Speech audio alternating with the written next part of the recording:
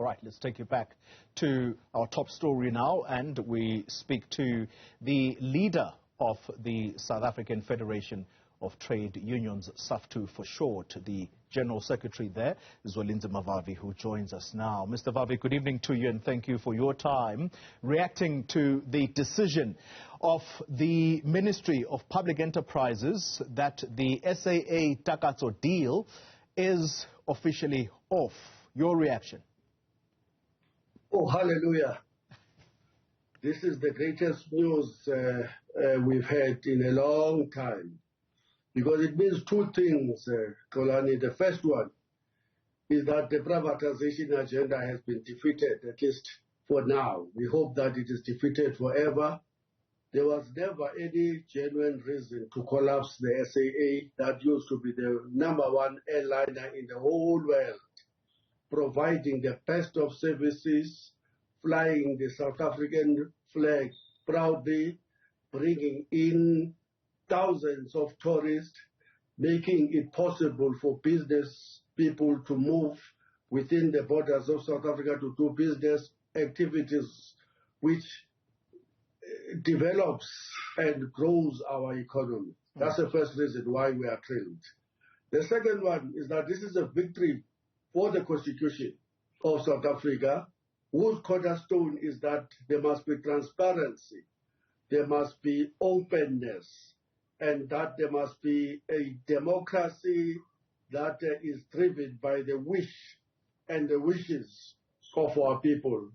Well done to the members of the National Assembly, the MPs, who put their foot down that there will have to be transparency linked to this bill, and who refused to sign a non-disclosure agreement with the minister, who refused even other terms that they can be given confidential information, so-called, in order for them not to hand it over to the members of the media and the public.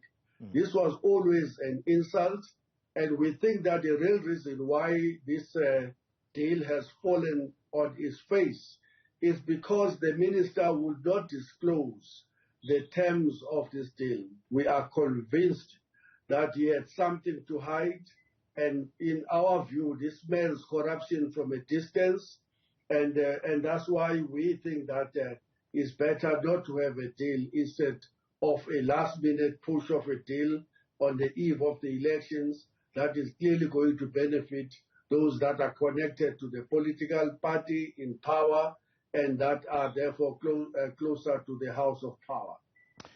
You say that the minister had something to hide, and you go on to congratulate the members of parliament, the portfolio committee overseeing the work of the DPE.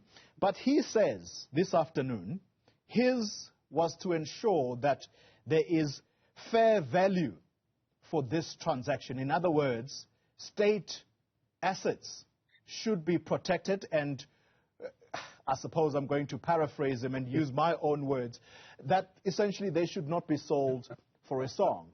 What do you make of those comments? But we negotiated this deal.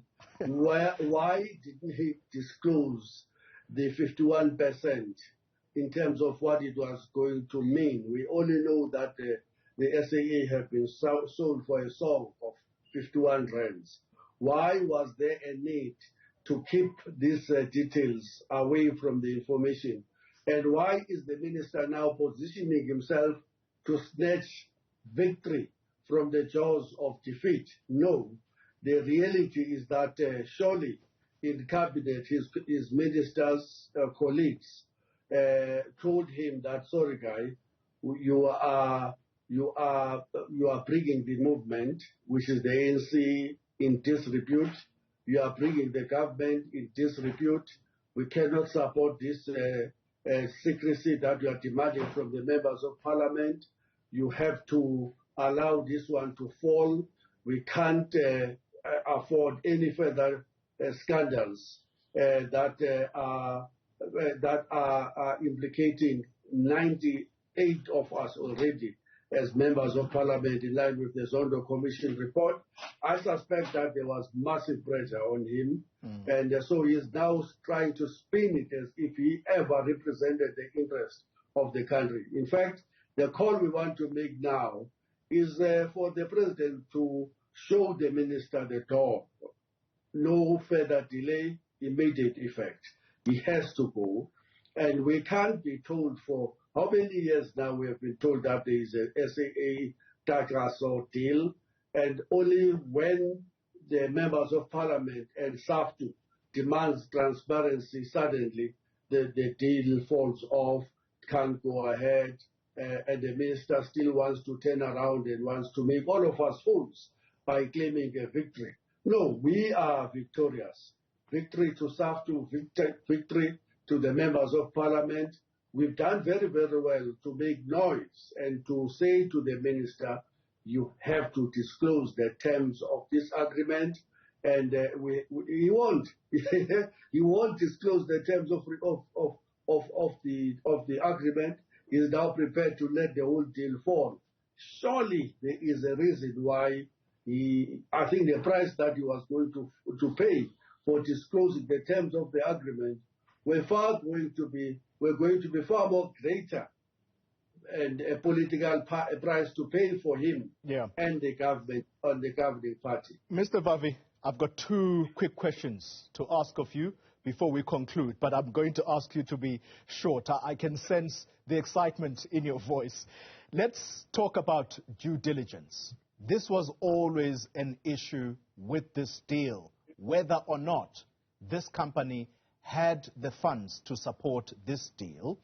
At the weekend, the Sunday Times, quoting the Minister of Finance, who said that if this private equity company can show us the funds, then I suspect we may not be able to stop the deal. Well, not necessarily stop, but there won't be anything standing in the way of this deal from going through. I don't want to make him sound as though he didn't want this deal to go through. So, but for me, the most important question is due diligence. That was always an issue. Now you have the Minister of Finance who says this equity partner, who was going to hold 51% stake in SAA, simply could not show the funds.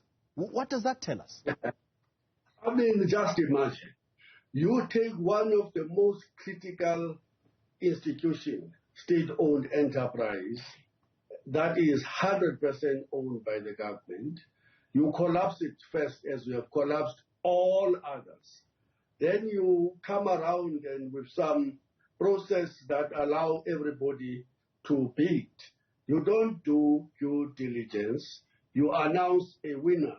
And when you are asked to provide the terms of the agreement you've reached, that you will hand over 51% of the state assets of the family silver to some private investors, you say no, you want to do that covered in secrecy in parliament. And when parliamentarians says no, you say you want to at least give them the information that they cannot hand over to those that send them to parliament in the first place, because members of parliament are only the representatives of the people of this country.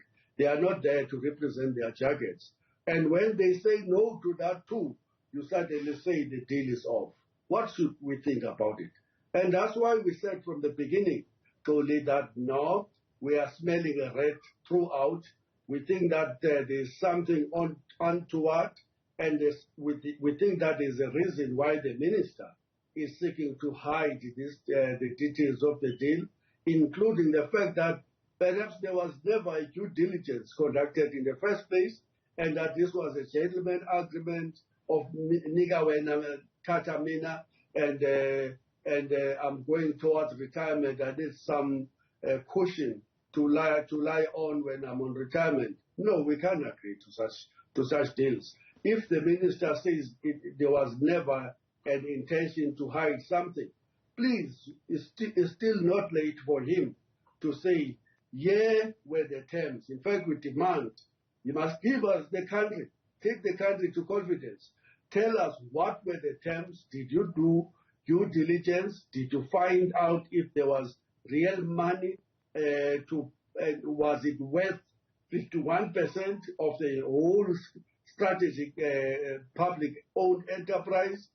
Give us answers to all of those questions. Yeah. Final question to you, Mr. Vavi. The minister says SAA can sustain itself, to quote him directly, for the next year to 18 months. You are a worker leader. He has assured the workers that no one is going to lose their jobs. Should the workers be comforted by those words? In fact, we demand that all those that lost their jobs in the process of handing over 51% to Takatso must be reinstated with immediate effect. All the 10,000 jobs that we lost at SAA, all those workers must go back. There is no reason to keep this company under this so-called 18% notice. There will be no retracement in that period. No, we want everybody back. And secondly, we want all of the routes that were closed to be reopened, in particular domestic routes that are no longer operating and that were handed over to private companies. We want those to be reopened. We want all of the international routes that SAA was operating before to be reopened. If there is a need to intervene at the level of the fiscus, because perhaps they do not have the capacity anymore to fly around the world and to fly the South African flag proudly, we want to make a call on the government to intervene and to fund them. There is lots of money we want to claim. There is a 400 billion rands that leave South Africa through illicit cash outflows. Stop that from happening. There is a 30% of our procurement budget that gets stolen by the thieves. That amounts to 250 to 350 billion rands. We want that money into the kitty of the state. And there is tax dodging scheme exposed by the Dennis Davis Tax Commission appointed by the government, which he says at the minimum cost the taxpayer a cool 50 billion rands every year. We want the government to strengthen its capacity to ensure that all of the tax dodgers are netted and that the money is inside the bag. We want a developmental state.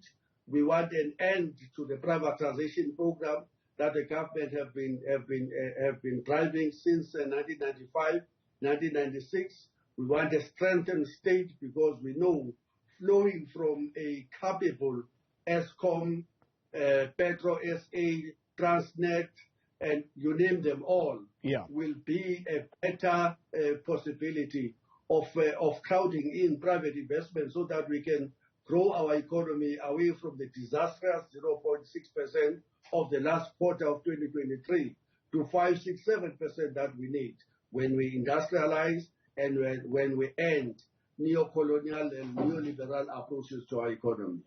Zwelinzima Vavi, thank you very much for your time and indeed contribution to this important story. General Secretary of Saftu there.